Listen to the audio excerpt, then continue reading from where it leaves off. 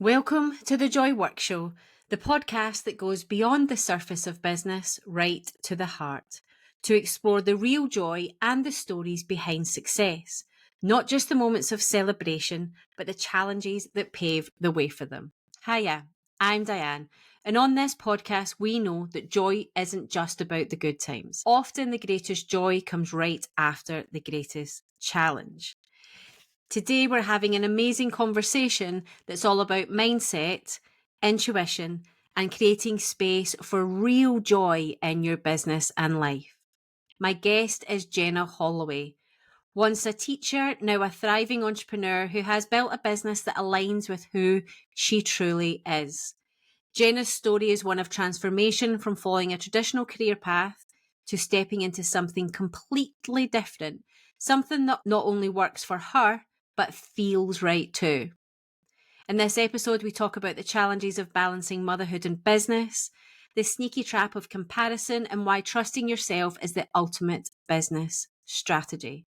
Jenna also shares the power of gratitude, how she stays in alignment with her vision, and why personal growth never stops. If you've ever felt like you're stuck between what you should be doing and what you want to be doing, then you might want to continue to listen to this episode. But as always, it's so much better to hear from the guests themselves. So let's go. Hi Jenna, and welcome to the Joy Work Show. I am so delighted to have you here with me today. And the great thing is we are new into each other's worlds, but we felt drawn to each other, which is why we've arranged to do this podcast recording. But I am going to find out all about you at exactly the same time as the audience do. So without further ado, tell us who you are, what you do, and how you got here. Good morning. Thank you for having me on. Who am I? What do I do? And how did I get here? They're big questions. I get they're not, they're not 2-minute answers. Okay, so my name is Jenna Holloway. I feel like I want to say I'm 38 years old. I don't know why, but I'm 38 years old. I'm married, and I growing up, I always had this feeling that I would have my own business, but I went to uni and then fell straight into teaching straight after uni. So I kind of never really saw how that picture, how that puzzle piece would land, because I was such a keen being teacher. I was a French and Spanish teacher, and I put my heart and soul into it, and I thought I would be a teacher forever. But then my husband and I wanted kids, and unfortunately it didn't happen for a very long time. Well, not a very long time, but almost 5 years. And that was really hard. Long story short, I ended up going part-time to save my mental health, basically. And while I was going through that, and then eventually we were blessed with twin girls. And I remember the first day going back into school after maternity leave, I could just feel like I was done in teaching. And I didn't have the vocab to kind of articulate it. I didn't know about alignment or anything that I always talk about now. But I just knew, instinctively, I knew that there was something else for me, and I felt pulled to help people on a deeper level. So the whole infertility journey changed me in the sense that I became spiritual, and it just changed me massively. And I wanted to help people on a deeper level, trained to be a hypnotherapist, started my own business. And when I started my business, my girls were in nappies. They were 1 and a bit, I think. So I was doing it all during that time. And eventually they got nursery places, and I was able to do a bit more. And then I pivoted a little while down the line. I had a really successful business to start with, helping people get out of survival mode and helping them with things like anxiety, low self-esteem, low confidence, basically turn their lives around. And I had this program and podcast called Change Your Life, and it went really, really well. But I started attracting business owners in my one-to-one spaces, and I loved that. I loved the Change Your Life stuff, but I really loved the entrepreneur work too. And by this point, I was getting quite intuitive and just making moves based on intuition and trusting it. For example, the podcast, I got the nudge. I started the podcast pretty much straight away. And I built this intuition muscle to the point where I really trusted it. And when it came in that was kind of my next move to work with business owners, I trusted it and I kind of pivoted. So, when I say pivoted, I mean like shut down the previous business, shift my marketing, because nothing about my marketing said that I was working with business owners. Mm-hmm. Shifted the podcast, and that's how I got to where I am today. And I do still help my Change Your Life clients. Some of them are still with me to this day, but everything about what I do in terms of new clients and like the majority of my business is helping business owners, but not any old business owner. They are business owners who they feel it's been placed on their heart to like change the world in some way, like make a difference. So I help business owners with a mission to get out of their own way. Basically, the brain will try and sabotage them from allowing this mission to really come through and like really change the world in the way that they want to. So help them do that, but help them do that in a way that feels really, really good and has them earning what they deserve to earn and like living this amazing life alongside it, because they don't need to work extremely hard, like unsustainably hard. Like you get to do it in a way that is spacious and completely sustainable and completely joyful. I think that's why we like align so well, because your whole thing is joy, and that's we're speaking the same language. Yeah. And it's that funny thing, because there's so much I want to unpack from what you've just said. There's so much. You probably saw me scribbling down there little bits for me to come back to. But the first part I'm going to bit is just that end bit and the joy thing, because I am like, my business is strategy. That's what I'm certified to do. That's what I do. I had a 20-year career in sales and marketing in the direct sales industry. You couldn't have a more male orientated, figures based, navy stripe suits type business. And that's what I did. And I thrived in it. But I thrived in it because, and when I look back, it's only being out of it. And it's only been out of it and actually then launching my business to see what I actually loved about it and the elements. And it's okay to actually say, I love selling and I love showing up in that way and I love strategy. But then you spend so long like trying to go the other way or trying to get far away from what you don't want to be anymore. And then I've spent quite a lot of time at the start of my business saying, well, I'm not that woo, or I'm not that. And actually, I am. You can they can both exist at the same time. And when I came up with the idea for the Joy Work Club, that has gone through many transitions since, and actually I can see it's going to go through huge transitions in the next kind of 6 to 12 months again, and launching the podcast and keeping everything within that brand. But the funny thing is, like, I'm not naturally a joyous person. When people think of joy, like somebody said in one of the podcast episodes, like joy from the Inside Out films. I am not her, that is not who I'm. Not shiny, happy, I don't see the best in every situation. I can be very cynical, I can be quite a realist. But to me, when I launched my business, when I decided that I was going to take that leap, I decided that it was going to be a business and a life that I loved. And it was about the life part of it. And that's where joy came into me. And it's like, it's okay for me to ask for joy. It's okay for me to say, and it's okay for me to say that my joy is as much a bubble bath and a good book, spending time with my family and my children, and selling and earning money. All of those things can be my joy. That is, and it's okay. So it was creating a space that people could be all of those things and be all of those people, and that actually, and it's almost the masculine and the feminine as well. Like, they can exist alongside each other. And they're supposed to, aren't they? Yeah, exactly. That's kind of what my joy was. And when I hear you, and then as I've gone through my business and what I've learned a little about you from the short time that we have met, is this idea of, and I speak to my clients about creating space for thoughts, for ideas, for, whereas I was definitely in that kind of hustle culture. The harder you work, the better it gets. And whilst I believe there's elements of that are still true, and I think people need to understand that for success, there is hard work. You can do hard things, but hard work doesn't mean more hours. No. Like, I always need to remember to say this because it's a really important point. I work really hard, but Mm-hmm. the difference is it never feels like hard work because it's in alignment. And Mm-hmm. when you're in alignment, the ideas just flow. Like I never, and that's the thing, like that's why it is so important to have the space so that Mm-hmm.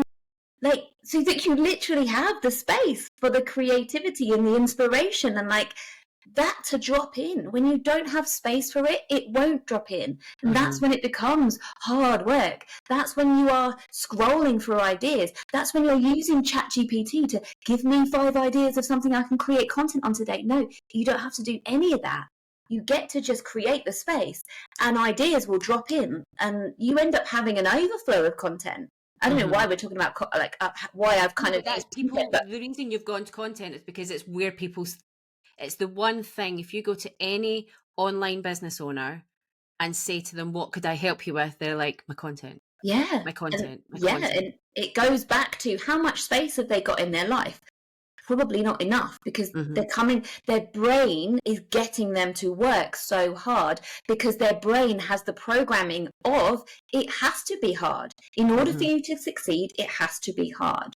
Mm-hmm. And we get to this is the work that I do is unlearning the stuff that is not serving you as a business owner, that is taking up all your time, that is making you allow your business to take over every single part of your identity and Yeah. like eating into like the type of mum you want to be, even, you know, when you're like trying to be, I mean, and this is me, right? Like at the start of my business, and I had this like massive reality check because I've already said that it took me nearly 5 years to get my girls. And then I started this business and I am literally clock watching to take them to nursery or clock watching for them to go down to their nap so that I can get my stuff on my to-do list done. And when I realized that was going on, I was like, what the fuck, Jenna? Mm-hmm. You waited 5 years to have these kids. What is going on? And luckily I was a hypnotherapist. I understood the brain. So I could connect the dots and realize I had some serious work to do on myself to make it not be that way. But it's so hard. It's so difficult. Like you, I had trouble conceiving. I was told at 16 to probably think it was never going to happen. And at 16, do you know what? It really was water off a duck's back to me. I wasn't one of these teenagers who dreamt of even getting married and having kids. It just didn't bother me in the slightest. Then I went to university, then I had my career, and I was a career girl, and that was fine. And whether I can't honestly say whether I compartmentalized it or I would have made a different decision if I hadn't been told that. I can't tell any of that because that's what did happen. And at no point throughout my 20s did I think, oh, I really want to have a baby. It just wasn't there. And it was funny because in my group of friends, nobody was doing it either. So maybe that had an impact. Mm. And then I met Ash, my partner, my early-ish 30s. And all of a sudden, we hadn't been together that long. And maybe because I had that thing in the back of my head saying, you can't, so you better tell him, because if he does want, then. And I remember thinking, and I was like, you deserve to be a dad. Like, you should be a dad. And his way of thinking, he always thought he was very traditional in that sense, that he thought, like, you met the girl, you got married, you had babies, you got a good job, and you lived your life. It's totally changed since he's met me, and that's not quite the way that it has gone. And he got to the point after, because then I was like, I think I want to have a baby together. That's what I want us to do. Never happened. Lots of things. I didn't end up, luckily I didn't have to do fertility treatment. I ended up having an operation, and that meant that I got pregnant with my first. Then you think lightning, you're never going to be lucky enough for lightning to strike twice, because like you, we'd been trying for 5 years, and then I got pregnant within the first year. So then I had them 19 months apart. So that was a shock to the system, but that was the catalyst for me to create my job, create my business. But it was a long time coming. And like you, I don't think I ever looked and was honest that I wanted my own business, but throughout my career, there was elements where I wanted to do more. That I was always this thing of like, I could go and do something. But then when I launched my business, like you, I had these 5 years where I'd wanted this baby so much. And then I was lucky enough to not only that, but have siblings. And all I could think about was, oh my God, it's now the time I need to go and pick them up from nursery. Right, okay, well, like dinner, right, come on, Yeah. like bath routine, right, bed, so I could get back to work. Yeah, yeah. And also I work Monday, Tuesday, Wednesday in the business. I don't have childcare Thursday, Fridays, that's my day with girls, but I found myself getting to Wednesday nights and dreading it. I know. And I'm like, yeah. what So are you wrong, isn't it? doing? What are you thinking? Why? Just like you wanted these children. You actually made plans and changed. You moved mountains to have them. And now you're just willing them to get to bed so that you can continue. But it's hard because when you have a vision and when you have a really strong why, you really believe in it. And it's almost like you're trying to race to get to that goal, so you can, it's like, well, when I get there I'll have more time. Yeah. When I get there, and the realization is that there never comes, because once you get there, that it gets bigger and it gets bigger, and not just financial and that wise, but what you're doing and your beliefs and everything else. So I have had to learn to get very present and be creative with my time and create space. So I'm kind of really interested in the way that you do that, because I know it'll be different in the way that I tell my clients to do it. Yeah. I think first and foremost, everything that I teach, and this is the way it should be, right? But everything that I teach comes from a place of like full embodiment. I'm teaching what I'm teaching now because I've done this work myself and I know the difference it makes. And so, what was your question? Just how you deal with creating that space. What does it look like for your clients? Because it's something that I think there's more people talking about it, but it's what it actually looks like. So the way that you speak about it, and the way, and actually the impact it can have, because I think some people are just like, oh, that's just, it's the fad of the moment, or what people are now. Yeah. It's one of those buzzwords, where actually it's not. I see it as a real shift for the way people will not just run their businesses, but run their life. So for me, it's really, but for me, when I've been talking about creating space, and why I realized I had to start intentionally doing it, was things like, I like to get up at 6 o'clock in the morning and do a workout at home. It's what works for me. It works for my family. But I've also got 2 kids under 4. So 6 o'clock, sometimes that doesn't happen. But what I used to do was like, oh, well, they've got up, I can't do it. And then I would write it off.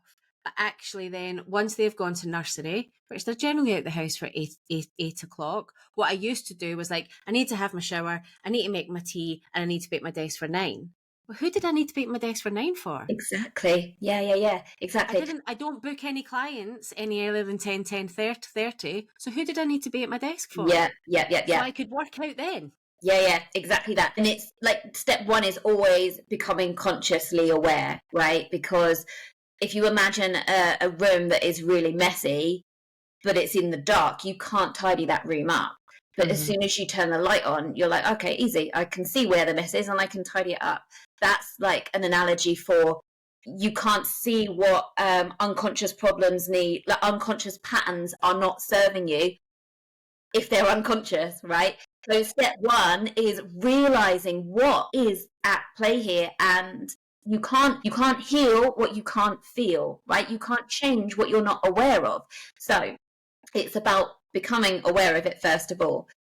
And the second thing, I think, like, before I kind of carry on what I want to say, I just need to kind of share an explanation around like the brain a little bit. And that is, everything that we're experiencing in life and in our business, like, you can't see me, but I'm putting my hands out in front of me, like out here in the world, like everything that we're consciously experiencing is a mirror for what's happening internally in terms of our beliefs, right?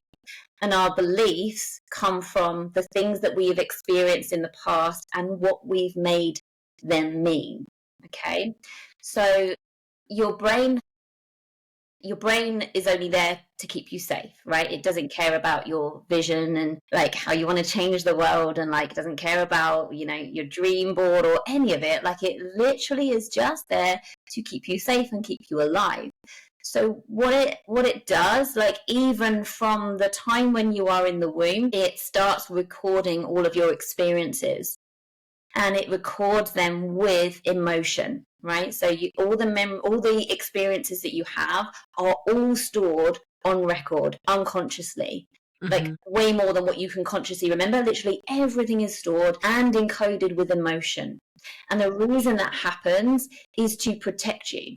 So what's going on is in every single moment of your life, your unconscious and your nervous system is experiencing the now moment first. And it's constantly comparing this now moment with everything that you've ever experienced in the past. And that also includes things that you've overheard. Like at any point, like you ever heard a conversation when you were 3 years old? Your subconscious has that stored, right? Things that you've seen, witnessed, all of it. Every single thing is on record.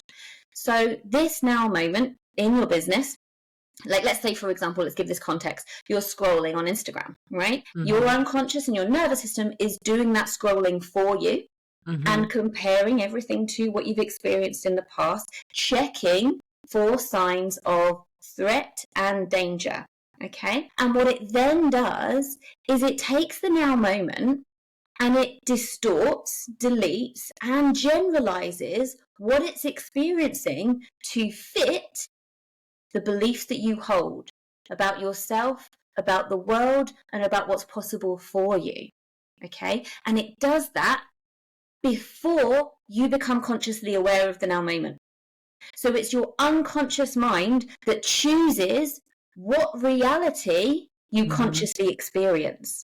Okay. So if you, for example, if you have a belief that it's really hard to make money online nowadays, then your brain is going to show you the evidence of that in the shape of whatever, clients saying no, whatever, right? So your beliefs matter so much because they literally shape the reality that you experience. So back to what I was originally sharing is step one is become consciously aware of how your body reacts in any given moment, right? Notice if, for example, you're in a networking call and it feels really nerve-wracking to speak, notice that in your body. Get aware of what's going on. And all we need to do is change the perception, right? Because nothing, like literally no experience as a business owner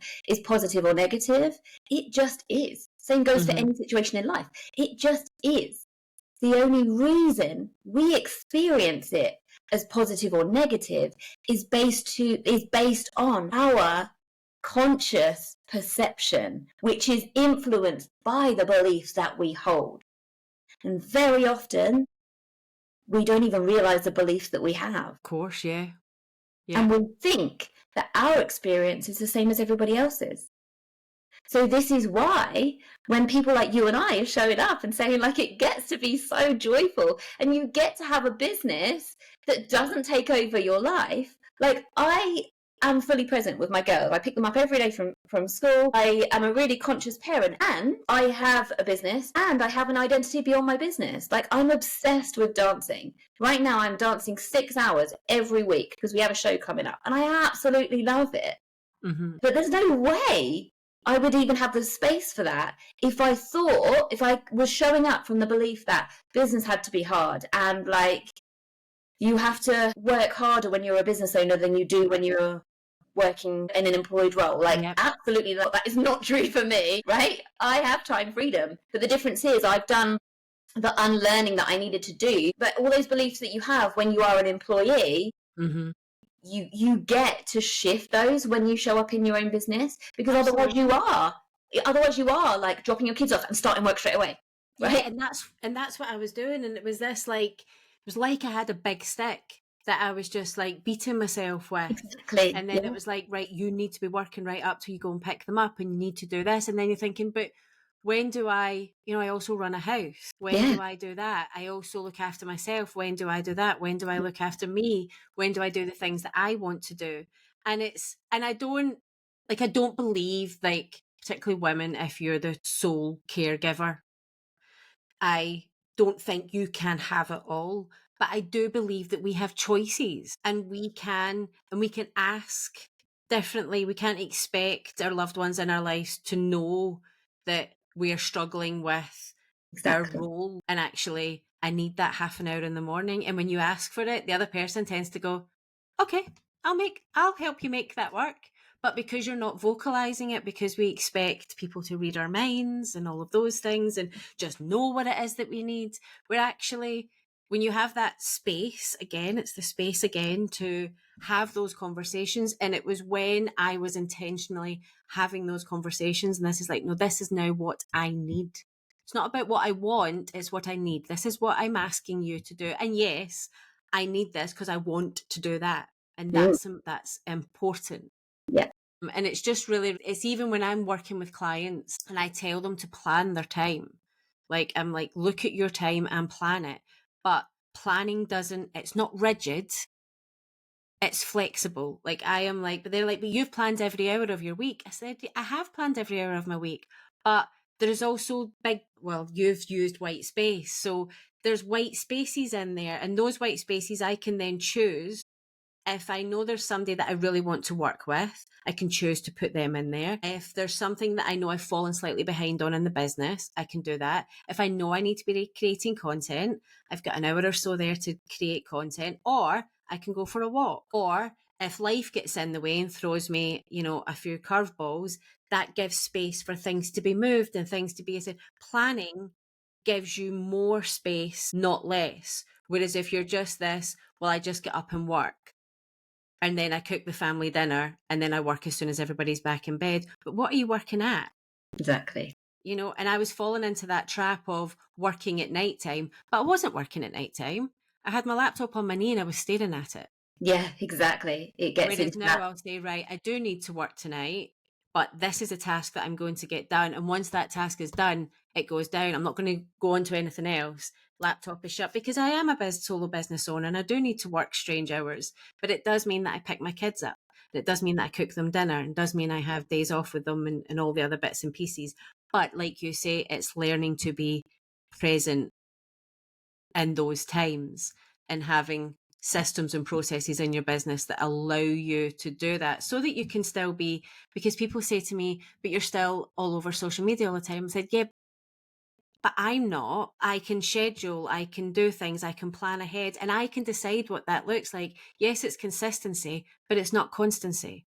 I'm not constantly attached to my phone posting things when the kids are at home, because that only ends in disaster for everybody involved. And I turn into shouty parent, and I don't enjoy shouty parent. Nobody enjoys shouty parent.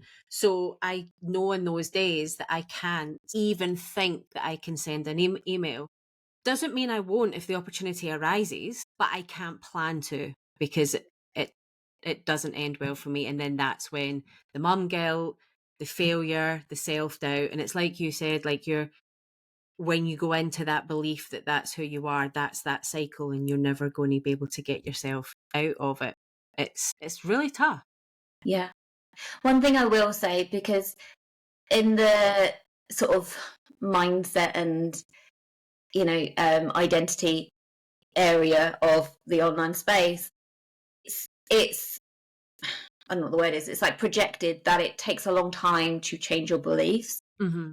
And I actually disagree with that, because when you think about, as a kid, you woke up on your birthday. Did you have any problem believing that I'm 7, whereas I was 6 yesterday? Absolutely not. Mm-hmm. Right? You get to, it's giving your power away when you think it's really hard to change a belief. It's not at all. You just decide, and the minute you do something new, your brain is creating neural pathways. So you've already started the process of change, becoming somebody who no longer sees clients on Monday, or becoming somebody who no longer posts at the weekend, or becoming somebody who literally no longer ever works in the evening, or whatever it is, whatever you decide you want to change, you do it once and you've created new neural pathways. Mm-hmm. And yes, those previous neural pathways in your brain are much stronger, the ones that had you showing up 24/7 on your business or whatever. Of course, they are much stronger. They are hardwired, but you've already started that process of change by doing it once. And it is just about consistency, because every time you do that new thing, those new neural pathways are strengthening. Mm-hmm. And change, like a belief, is just a thought we've thought over and over again. So you get to choose that new thought over and over again. You get to unsubscribe from this narrative that, like so many people, for example, they start their healing journey and they become aware of the story that has shaped their life, right? And then they hook, like, again, I'm in no shame, I've literally been this person until I became aware of it and decided, right, I'm no longer available for that. What happens is they become aware of the story that has shaped who they are, and they hook themselves onto it. They carry it around like a ball and chain. Right? But you don't have to do that either, because every single new day and even every single new hour is the opportunity for you to change and be something new.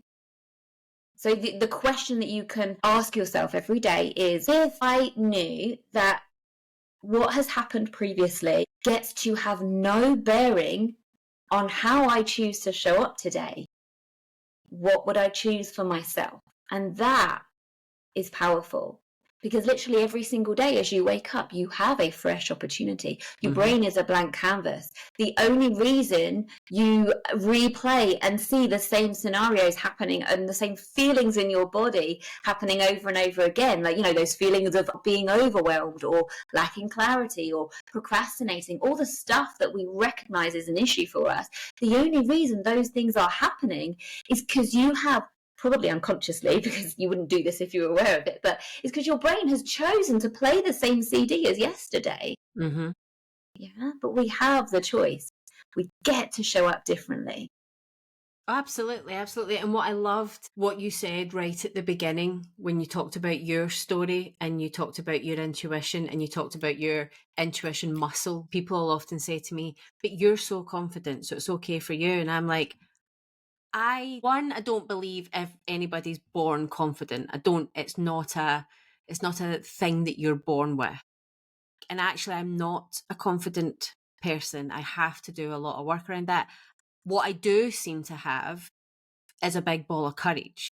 That if there's something I really want, I can decide to take, but again, it's choice and decision, that I get to take the action to go and get that thing. And I seem to be able to get a bit blinkered and not care about all the things that are shouting at me and making me scared and making me terrified.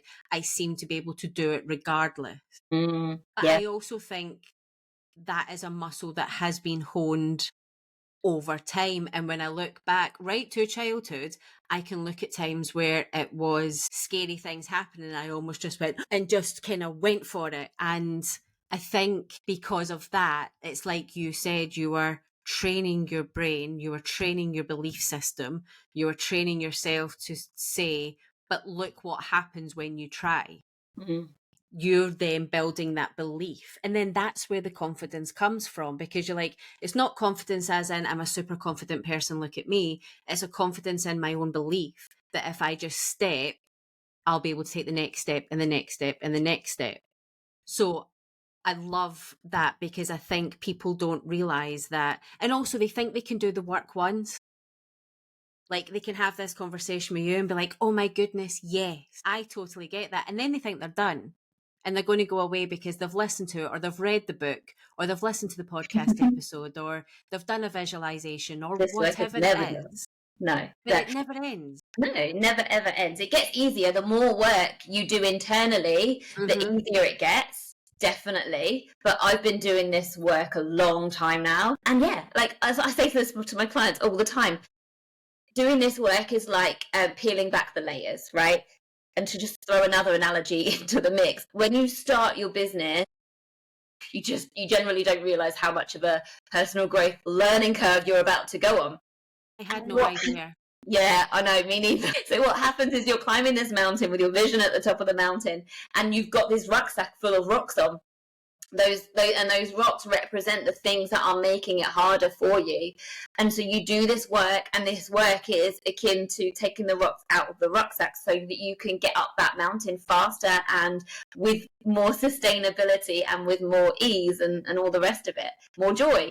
Hang on, so the process of taking the rocks out of the bag is like peeling an onion, right? You shed a layer. Okay, great. But then there's this, have you ever heard of that saying, new level, new devil? Yes. You get to the next level and something else is there for you to move through and to grow through. And essentially this is about like building your capacity, right? Capacity to hold more. But I say to my clients all the time, don't ever expect to get to the center of the onion. This work is never done. If this work was done, we would be dead. So embrace it, enjoy it. Like, the reason we want the things on our vision board isn't for the thing, it's for how we feel when we get there. So let's shift this outward perspective, turn our gaze from outwards, look inwards, and we get to experience the joy of the journey. Yeah. Right? Because if we are always chasing that next thing, what happens is we get the quick, I don't know if it's dopamine or whatever, but we get the quick high when we do celebrate that result. But the brain, boom, is instantly next thing, next thing, next thing, next thing. And we're just like on this treadmill that never, ever stops. However, when we do the work to like shift inwards and like start to enjoy every moment, the growth, the learning, I'm in this for the long run. Like I asked a question to a client yesterday, and it was something like, I think I asked her, what does success mean for you? And she said confidence and freedom and always knowing, trusting myself to know what to do next. And that's great, right? That's internal feeling type things. But then there was some tangibles like fully booked with a wait list and some other stuff. And I said, what was my question? I said something like, how long are you willing to show up without the tangible results? And that really got her thinking. She was like, well, as long as it takes. I'm like, boom, there you go. Then you will be in it for the long run, because you're not looking, like unconsciously, you're not seeking those results to make you feel good enough, right? You know you're good enough. And it's not about knowing, it's about feeling and embodying. I'm always good enough, regardless of like the validation that these external results give me. And then if I may, there's something else I wanted to bring through. Of course, I can go. Yeah. I can't remember what you said, but it was something about can't remember what it was, but essentially it's like, because you talked about my intuition, like, and the more you follow it is like a muscle. The more you follow those like bits of inspired ideas, even when they're uncomfortable, right? This is about building your capacity to be okay with being uncomfortable. That's the name of the game, right? Because your brain is going to wave those red flags over and over again, but you're like, it's okay, I see those red flags waving and I'm going to move anyway, right? So we build our capacity to be okay with being uncomfortable, and we keep moving and we keep moving and we keep moving, and trusting that we're not doing this alone, right? In the sense that, and I'll get a bit woo and a bit spiritual here, but this is what I believe. Like, we're not doing this alone. This thing that we want to bring to the world, it wasn't this human brain's idea. It was placed on our heart to bring through. So we're not doing it in isolation. We're doing it in connection with something that we can't see or know or understand, but we just feel, right? In the sense that we can't see the air that we breathe, but we know it's there. We trust it's there. We never waste our energy wondering, is there going to be enough air in this room? Like, of course there is.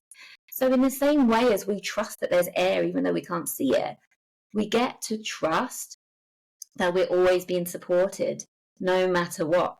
So when your brain is really waving that red flag and trying to get you to not do the thing that you feel inspired to do, even though it's uncomfortable, you get to trust that piece of inspiration is the right move, even if you have no idea where it's going to lead, or even if it feels really vulnerable, or even if your brain is trying to tell you that nobody else is doing this, like you're going to look weird if you do that, or whatever the brain is trying to spin the story to get you to pull back. You Mm-hmm. get to feel that discomfort, you get to see the red flag, and you get to move anyway, knowing that you can't fuck it up. Because that next step that you take is aligned, even if it doesn't pan out how you hoped it will, like it will make sense eventually. Mm-hmm.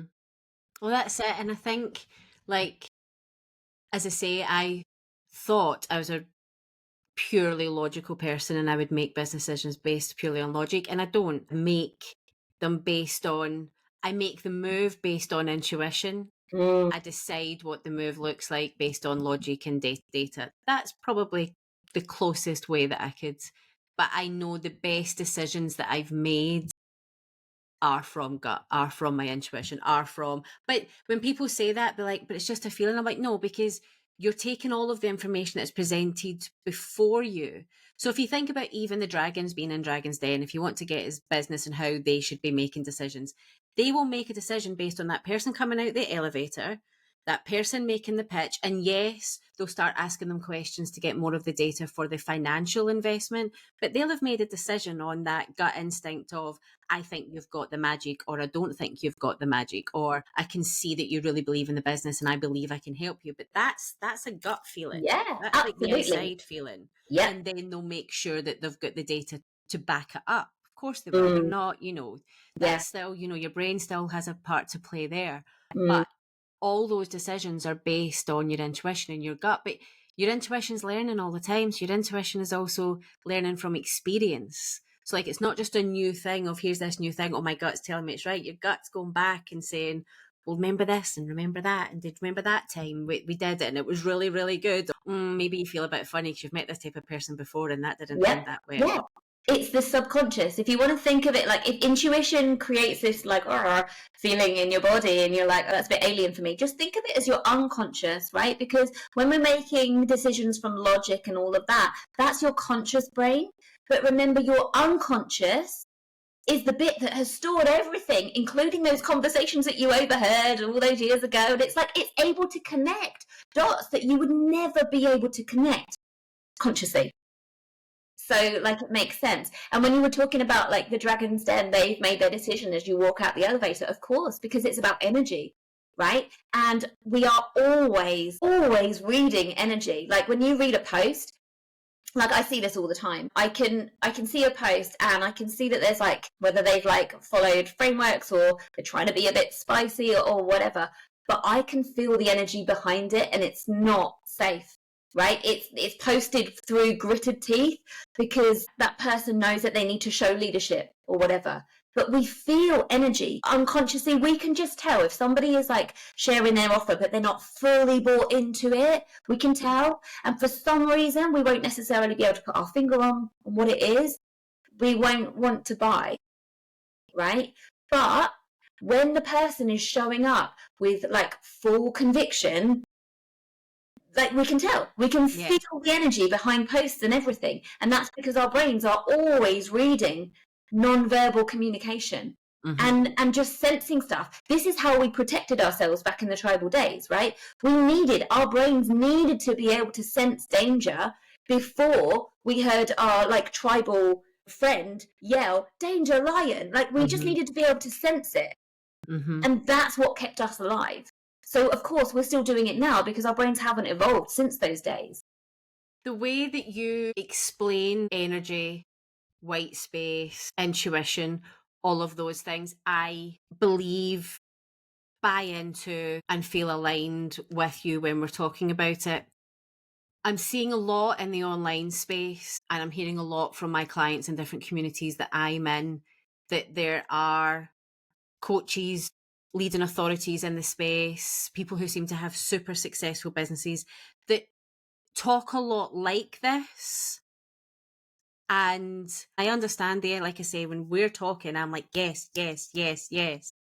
But it seems to be what a lot of very or seemingly successful online coaches are using as a way of differentiating from others who are now using this language. They're not being as clear as you are, as in what you're doing, how you help people. There's not this alignment and white space terminology. It's much more just about becoming. I can't see what the tangible thing is. I can't see that if I worked with them, what they were going to do, but people are investing in them because they've seen that this person's got a 6-figure business, a 7-figure business. But it's definitely the terminology they're using is, I made the money, I got the space when I stepped into my energy, I stepped into this being.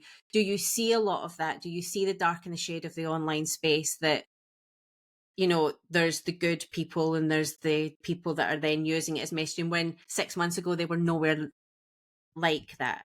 Yeah. Do you know what I mean? Yeah, I do. Okay, so my brain is telling me, here's a classic example. Okay.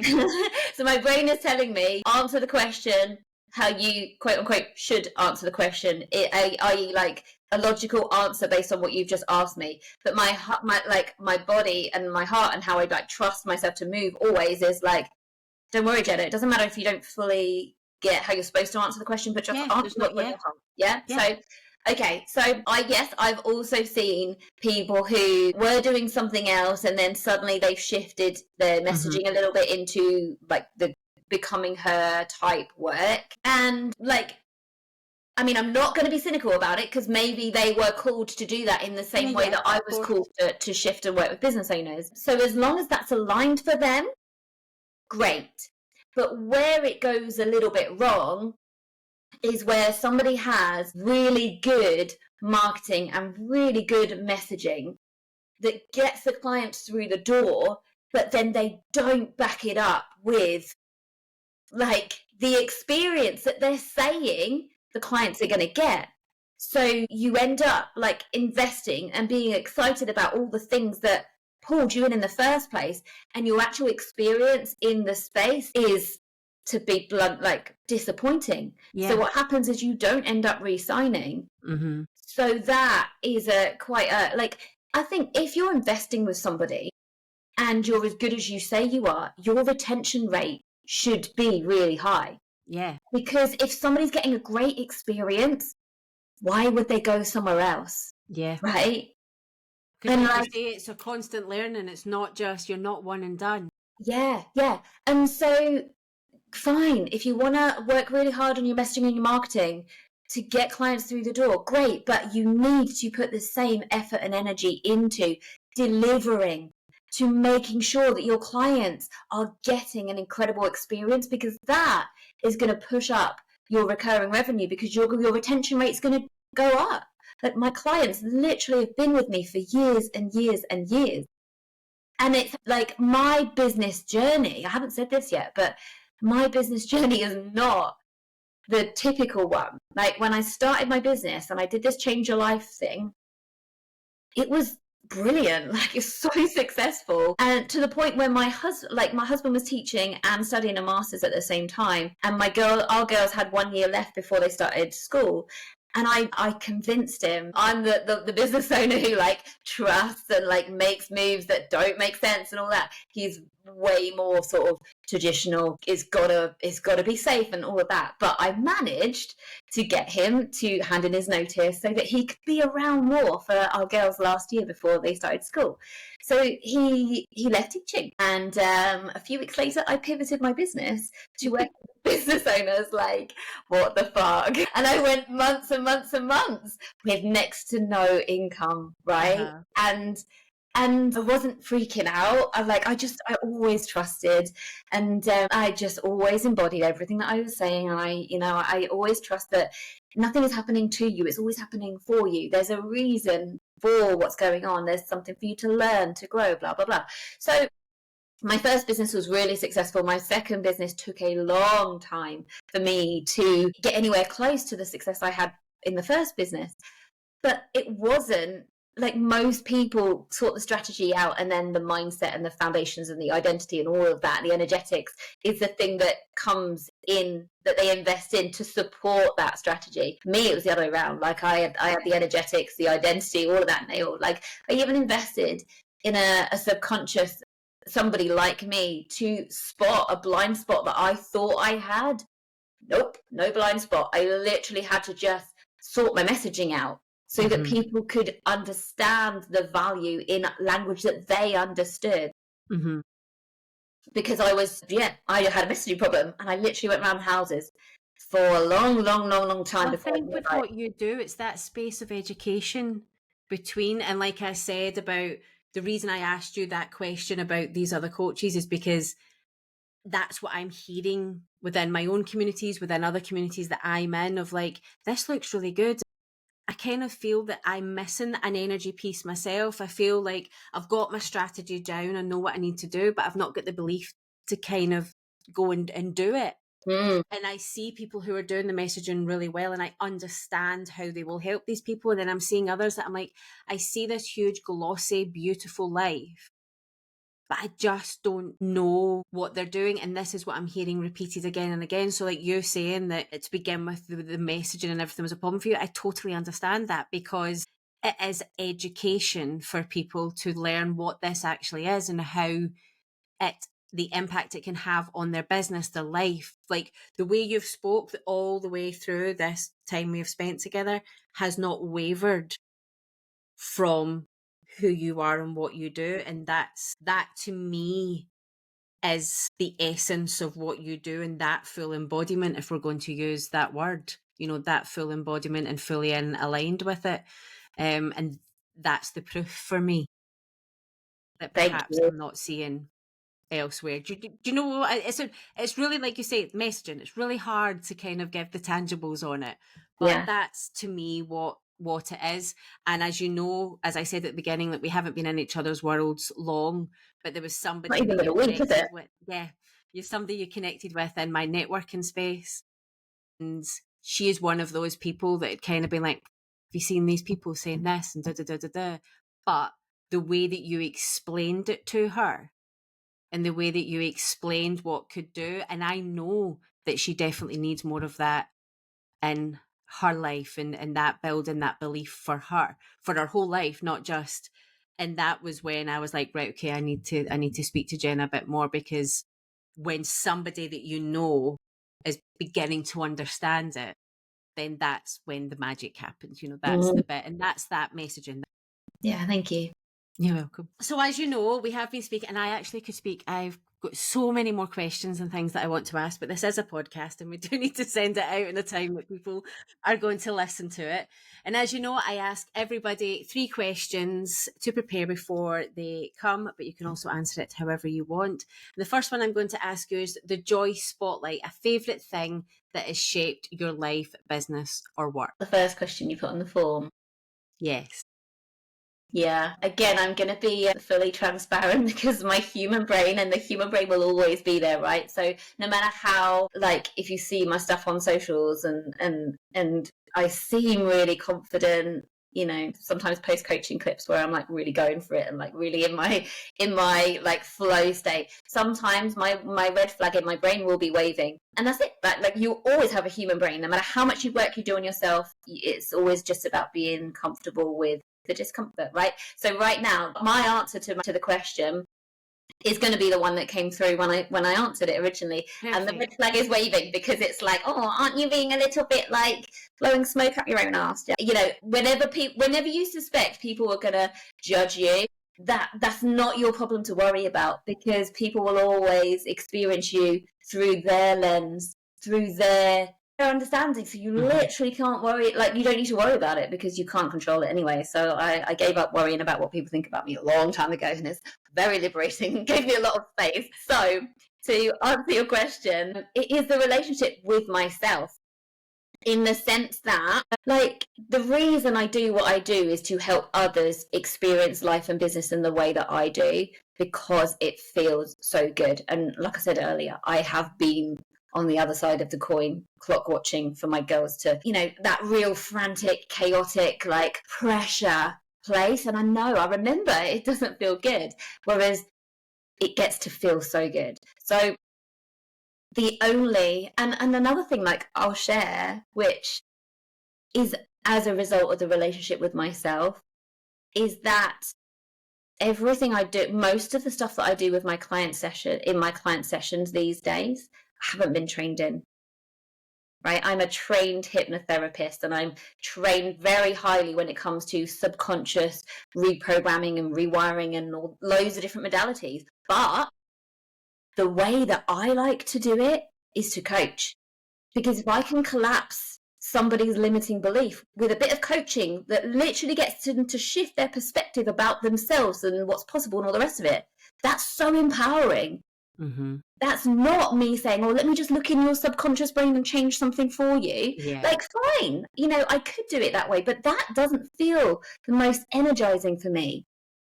The way I I think for do you it. as well, like the way that you've spoken and the way that the person who you met and the networking, the way that you explained it to her in a very short space of time, Exactly. and the way that I've learned through this time that we've spent together is you're giving people it for real life. Yeah.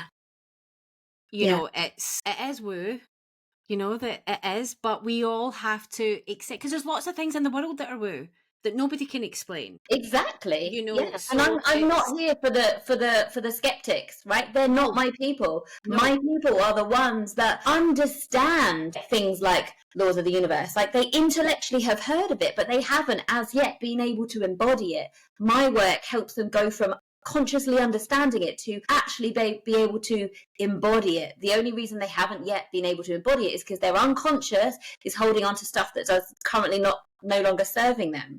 But so, like, I haven't actually answered your question yet, but like the relationship with myself, because my business is the way it is today, because I've continued working on moving despite discomfort, trusting myself despite my human brain waving the red flag constantly, right? Like, virtually none of what I do, nobody's taught me to coach the way I coach. It's just allowing myself to trust myself that I'm doing it the way I'm doing it for a reason, and to just trust that whatever wants to come through can come through, and that I'm always safe to do it that way. And even if it takes longer, right? It's taken me years, and the business, it still isn't like where I have on my vision board. Mm-hmm.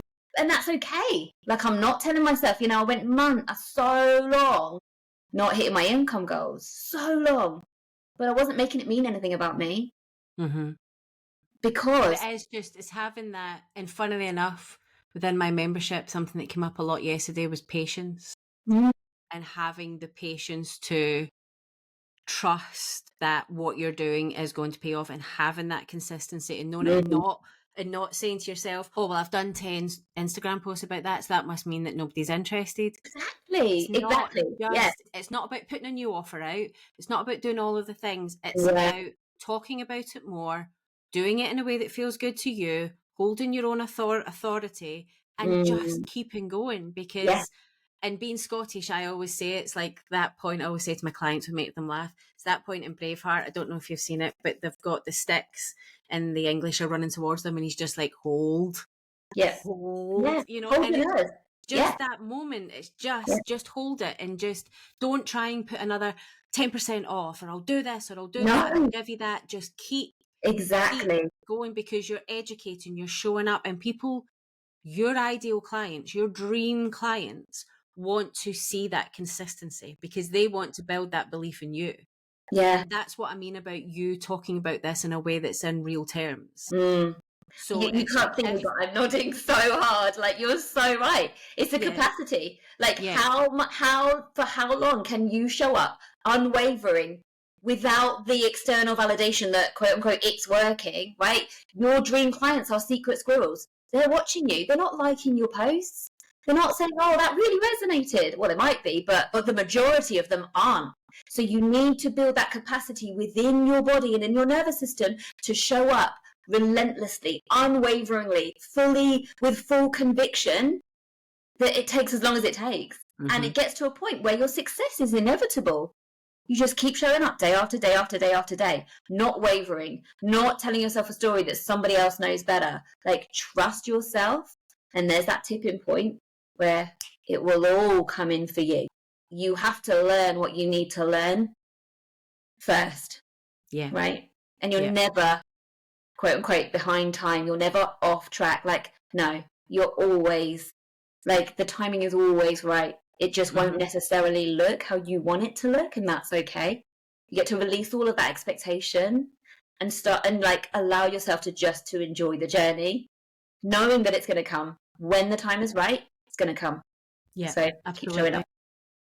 Absolutely. No, it is. It's but it is that because I didn't quite realize how much personal development I would need when I launched the business, and I'm only 19 months ish in. I'm kind of losing count. September 2020 is when I launched. So, but I very quickly realized, but that's awareness. I've always seemed to have had this self awareness.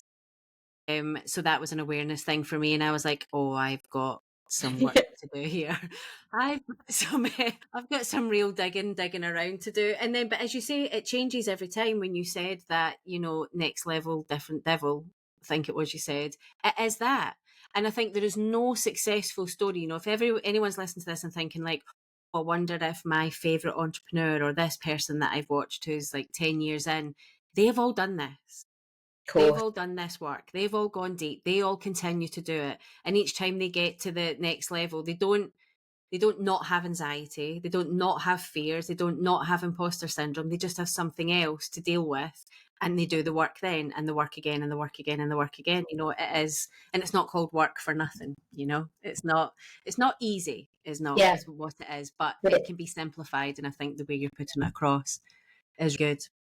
So the second one is the inspired by joy. So that's either a mentor or a book that kind of has never left you and changed your trajectory in some way.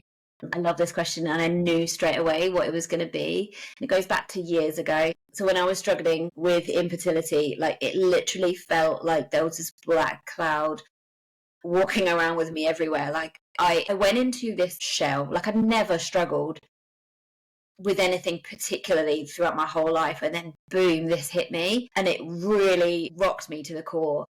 And yeah, really, really struggled. Walked around like this, like I say, black cloud over me for a couple of years. And then I read this book, and then loads of books after it that really changed me and got me to a place of gratitude for everything. And now I get all of why. I get exactly what happened, but I didn't understand it then. I was living my life from a place of scarcity and always wanting something else. And the universe doesn't understand language, it just reads energy. So it gives you more of what you're putting out. I was putting out want all the time. I want a baby. I want a baby. So I kept being given that back. Want, want, want. You're going to carry on wanting a baby, Jenna. That's what you're putting out. That's what you're going to get. Until I read this book called The Magic by Rhonda Byrne. Same author who wrote The Secret, but this one is The Magic. And basically, I think it was like 27 days or 29 days of practicing gratitude in different ways. So it starts on day one and then day two. And the idea is that you do every day and it kind of snowballs. And honestly, like I thought I was a grateful person before I read that book, but it changed my whole like way of showing up in life. And it really got me to a place, like I remember being in a restaurant with Tom, my husband, like saying to him, I am happy. Like for the first time in so long, I'm actually happy. And yeah, of course, I still want to be a mum, but like I'm happy with life. And then, I don't know, it was like 3 or 4 months later, we had the round of IVF that worked and I was pregnant and, had my girls and everything. But yeah, so that book changed the course of my life because it shifted me out of lack and into gratitude. And when you're in that energy of gratitude, you get more reasons to be grateful. And so yeah, that was an absolute game changer for me. It's so interesting. And we actually haven't, I thought we'd go back on the infertility journey more than we have, but that's just not the way the conversation has gone today. But when I think back to when we were struggling and we decided to not go for IVF because I'd been really ill. I have endometriosis and other things. And I was just getting iller and iller and iller as this was going on. And the thought of them pumping myself full of hormones that could make all of that so much worse. And I remember Ash saying to me, I pick you. And I was kind of at the time, I was like, yeah, I know, I'm going to almost did it to myself there. And he's like, no, I pick you. I don't. He's like, I want a family. It's really important, but we are already a family. We are already us. So can we just pick that for now and then? And I just remember the kind of release and being like, it's going to be okay. It's actually going to be okay. And it's like what you said about that gratitude.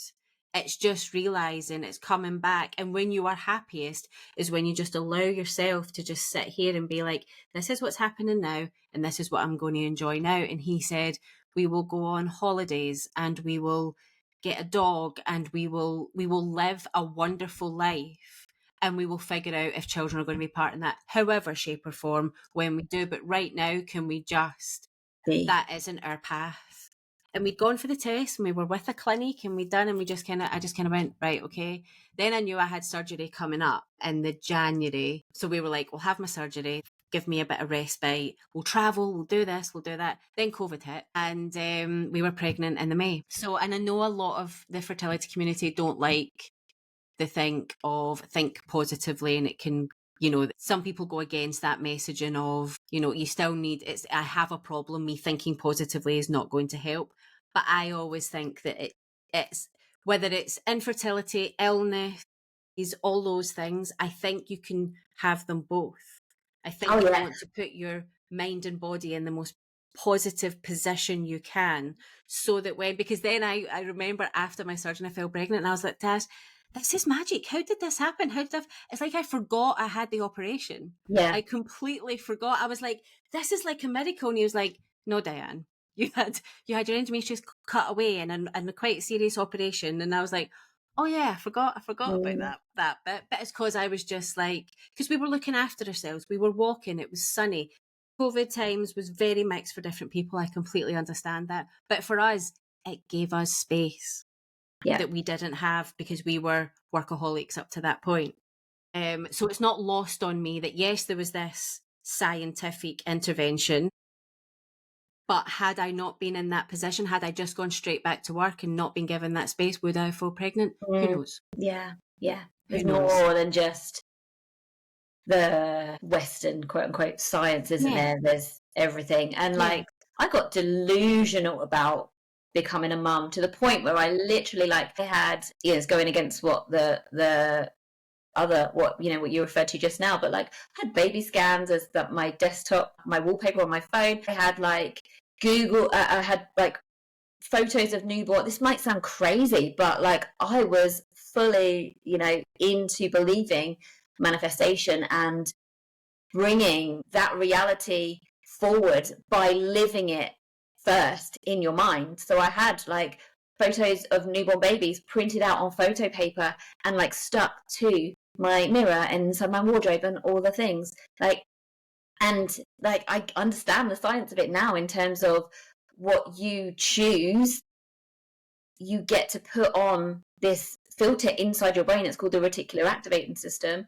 Works exactly like, when you decide to buy a new car and you decide on the make and the model, and suddenly you start seeing that car literally everywhere. That car was always everywhere, but your brain, remember when I said earlier about how it's your subconscious that's living the now moment first and choosing what to send to your conscious mind. So when you choose vision board type stuff, when you choose to put that onto the dashboard to make it relevant to your unconscious, it starts to show you stuff that is relevant to that. And that's how you bring stuff into your reality. So yeah, I was massively delusional about, I'm going to become a mum no matter what. But that's, and I think, but for some people that really is it's something they hold. I mean, some people do from a teenager. It's just what wants to happen. And it's just, I think in the infertility world, sometimes it's that thing of, they're sick and tired of people to them say, oh, just think positively, don't think. It's harder when you're in it. Oh God, yes. And that's happening. It's very hard to say the right thing to somebody who is going through it. I don't think you can, apart from just, here's a bag of chocolate, do you want me to sit on the sofa with you and exactly. just watch crappy TV? Because there is nothing you can say to somebody that is going through that. To have somebody to be able to sit with you in your grief is everything. And we could go on for hours, couldn't we? We really could. We're going on tangents. Okay, so the third one is the joy killer, the thing that you think the world would be a better place without.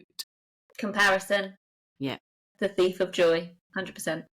It is a complete thief of joy, and I am the world's worst at it, and it's something I need to work really, really hard, and something I tell my clients when they come to me and say about, oh, I've seen this person's success and this person's success, and I put people on pedestals. I see somebody who I think maybe they inspire me a bit, or I have admiration for, and I put them up here. Like, they can do no wrong. They become a celebrity in my eyes. And obviously they never stay there for long. Something always happens but I have to work really hard and remember they are human. They are working hard. They are human. They have flaws and they have got their challenges the same as you. Yeah, don't put anyone on pedestals. Get rid of all the pedestals. Yeah, They're completely. There unneeded. should be no pedestals in the world. That's maybe that should be mine. That And should be my pedestals, joy yeah. killer. I'm going to get rid of all the but I do it and I see. But the difference is, I now see when I'm doing it, and I can catch myself. Yeah. And I'm like, right, Diane, come on, you're doing that thing again. You know, and I find myself telling everybody about these people, and then I'm like, you're like their greatest fan. If they were going to get paid off of how many times you've told somebody, and that's, you know, you hope that we have a little bit of that impact on other people too, and that, you know, you want to get talked about in other rooms, but the pedestal can get, and it's not the person's fault, it's totally me, it's totally the way that I put them there. But it's that comparison, and also I think the danger from comparison, especially when you're a new business owner, is you think you have to be like them, so you try to imitate. Yeah. And whilst imitation is the most sincere form of flattery, it doesn't do your business It's not any alignment. good Yeah. at all. Yeah. So it is that, and I love that the work that you do will help people show up authentically by just having the belief that they're enough, they are good enough, what they sell people want. And I think that's really, really important. Comparison comes up quite a lot. People do mention comparison because I think we all feel it. Yeah, it's natural, isn't it? It's the brain trying to keep you safe. Yeah, brain doesn't want you to be as successful as you consciously want. So comparison is just a protective mechanism to hold you back. It's a version of the red flag. Yeah. If I can get you to expend your energy comparing yourself, that's energy that you're not going to have where you're in alignment and like really shining and like selling or whatever you consciously want to do. If the brain can get you to expend all of this energy comparing yourself, you haven't got the energy left to do the thing that you consciously want to do. So it's just the brain doing the brain's thing. It's a clever old brain. You know, it knows what it's doing. Yeah. So if people want to come and find you and learn more about you or work with you and everything in between, where do they come? So Instagram mainly is my home. So I am Jenna Holloway. I have a Telegram channel called 6 Figure Movements with White Space, where I just drop in and share like behind the scenes riffs of it gets to be easy, here's how kind of thing, and ways to work with me. I'm currently working on a low ticket business alignment audit. So for a while I was aware that in my kind of offer suite, I've got my mini mind and I've got my mastermind and I've got one-to-one, but there wasn't, apart from my free content, like I know people get a lot of value from my Instagram and the podcast and the Telegram channel, but there was something missing. So literally yesterday, this idea came through for a business alignment audit. So I'm working on that right now. So hopefully by the time this podcast goes live, that will be available and it'll be in the link in my bio. Perfect. You can get that link over to me as well before this podcast goes live. All the links will be in the show notes. You'll be able to go and click and find Jenna straight away. And I'm sure after this conversation, you're going to want to, because it has been a good one. But before I let you go, there's always one question I ask everybody as well, is what joy do you want to leave behind? What do you want your joy legacy to be? I think the understanding and the kind of, the understanding that it is so okay to be yourself. Like, that's the best work that you can do, because when you are being yourself, like unapologetically, it's just freedom and it's alignment, right? And everything that you want is a byproduct of being in alignment. So doing the work to just be authentically you, like unapologetically taking up space as who you really are, is the best work you could do. No, I completely agree. And on that note, that is where I'm going to leave it. Before we dig another I know that we could talk about for another 25 minutes. But thank you so much for joining me today, Jenna. I have personally got a lot out of it, never mind what everybody else can get. Thank you so much for having me on. I hope you found that conversation as inspiring as I did when I was having it with Jenna. And it's actually a conversation that hasn't really left me since. I love new ways to think about things. I have really been trying over the last 6 to 8 months to create that space for myself to be creative, but I hadn't quite heard it put the way that Jenna puts it and the way she works with it in her business. But as always, let's break it down into my 3 key takeaways from my conversation with Jenna. Number 1, that joy and intuition can and perhaps should guide your business decisions. When you build a business that is aligned with who you truly are, everything just flows better. There is not as many walls built up because you're not trying to pretend to be anything else. You stop chasing strategies, you stop chasing the next shiny object, and you work with strategies that actually fit with you.